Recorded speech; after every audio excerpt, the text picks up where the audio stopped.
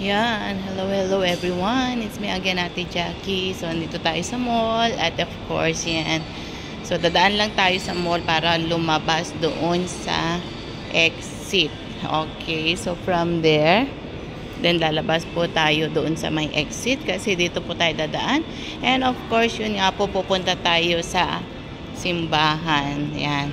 So, yun yung exit, yung door doon. Yan.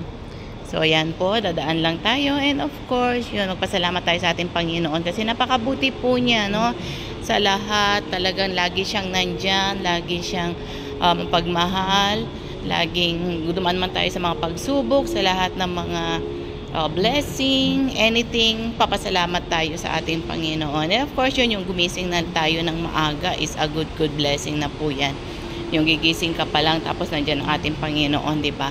So napakaganda at napakasaya na lagi po siyang nandyan. So yan lang po yung mai-share ko sa oras na ito. Muli shalom. Napakaganda niya, no, di ba? Yan. So ikot-ikot lamang po tayo dito and waiting. And God bless you all. Shalom. Bye for now.